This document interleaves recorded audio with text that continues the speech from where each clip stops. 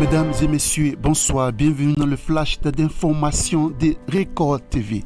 L'APE Côte d'Ivoire a procédé le 28 octobre dernier à l'American Space, sa troisième édition du sommet international pour la jeunesse de Côte d'Ivoire sur le développement durable. À cette édition, on note l'intégration de l'assimilation du modèle des conseils des Nations Unies avec 14 jeunes délégués de différents pays qui ont réfléchi sur trois thématiques, à savoir la relance économique post-Covid, le changement climatique et l'employabilité des jeunes, afin de proposer des solutions qui seront transmises aux autorités ivoiriennes. Professeur Lavry, qui représentait le ministre de l'Environnement et du Développement durable, Jean-Louis Assis, n'a pas manqué d'encourager les jeunes ivoiriens face au changement climatique.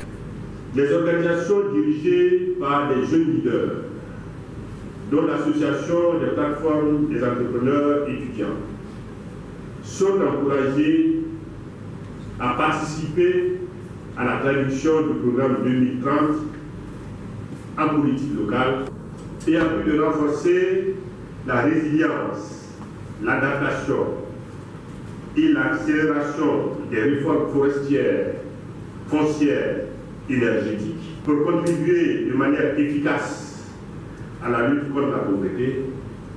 Notre pays, la Côte d'Ivoire, a rehaussé son ambition de réduction des émissions de gaz à effet de serre à 30,41% à l'horizon 2030, en prenant en compte 11 secteurs dans l'ensemble, le secteur agriculture.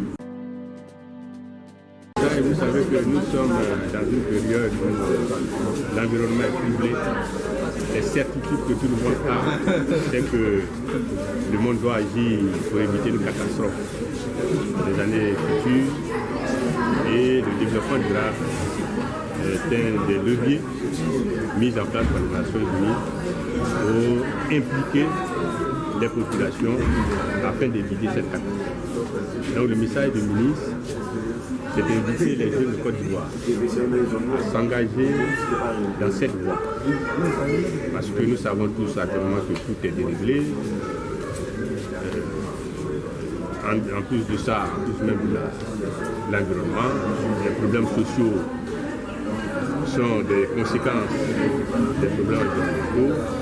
Donc le ministre nous demande de porter au niveau de cette réunion le message pour les jeunes, principalement les étudiants, qui sont des leaders au niveau de la jeunesse, afin qu'ils s'engagent dans cette voie-là, pour éviter à notre pays et au monde entier, et leur éviter eux aussi des catastrophes. Oui, aujourd'hui nous sortons satisfaits des travaux que nous avons effectués. Nous sommes à la dernière cérémonie de ce sommet. Donc les délégués ont travaillé pleinement pendant plus de 3 mois afin de pouvoir s'outiller et apporter des solutions concrètes aux problèmes qui minent la société ivoirienne.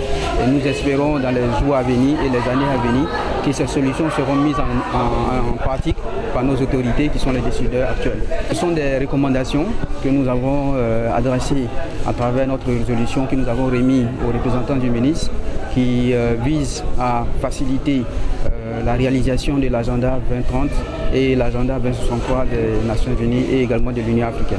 Merci de nous avoir suivis et bonne suite de programmes sur Record TV. Avec Record TV, le monde bouge, la Côte d'Ivoire aussi. Présentation Charles Dro, réalisation et montage Serge